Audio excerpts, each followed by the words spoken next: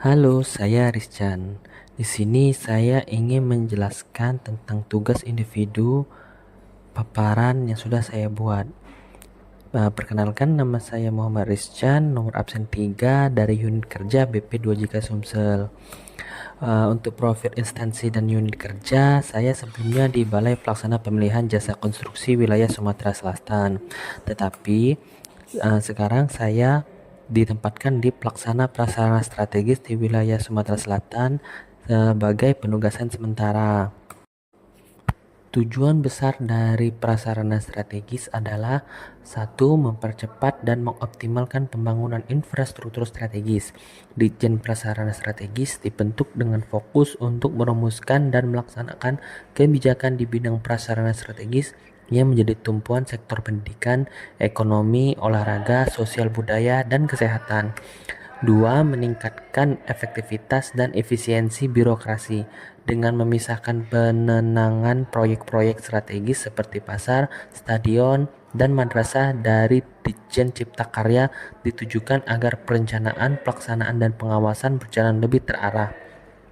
3. Memperkuat tata kelola good governance. Sebagai unit organisasi baru, Ditjen ini didorong untuk membangun manajemen internal yang kokoh, meliputi pengendalian dan pengawasan yang solid dengan penerapan prinsip good governance seperti akuntabilitas, transparansi, efektif, dan supreme hukum. 4. Menyediakan pedoman teknis dan standarisasi. Ditjen Prasarana Strategis bertanggung jawab merumuskan norma, standar, prosedur, serta kriteria yang jelas dan mengacu pada peraturan perundang-undangan. 5. Mengembangkan jejaring kemitraan. Pengembangan prasarana strategis memerlukan koordinasi multi-stakeholder. Dan yang terakhir, pelaksanaan evaluasi dan pengendalian. Sebagai bagian dari tugas fungsional, Ditjen Prasarana Strategis rutin melakukan evaluasi dan pelaporan terkait pengelolaan pembangunan prasarana strategis. Struktur organisasi dari Direktorat Jenderal Prasarana Strategis. Satuan Kerja Pelaksana Prasarana Strategis Sumatera Selatan berada di bawah Direktorat Jenderal Prasarana Strategis, Kementerian Pekerjaan Umum. Unit kerja ini berfungsi melaksanakan kegiatan pembangunan infrastruktur prasarana strategis di wilayah Sumatera Selatan sesuai program dan kebijakan yang ditetapkan oleh Direktorat Jenderal Prasarana Strategis. Tugas dan layanan. Saya ditempatkan sebagai anggota program dan perencanaan teknik. Peran saya adalah merumuskan dan menyusun program serta rencana teknis pembangunan prasarana strategis seperti pasar, madrasah, stadion, fasilitas pendidikan, olahraga, sosial budaya, dan layanan kesehatan. Layanan yang saya berikan seperti penyusunan dokumen, perencanaan teknis, dan penyediaan analisis lokasi terhadap proyek prasarana.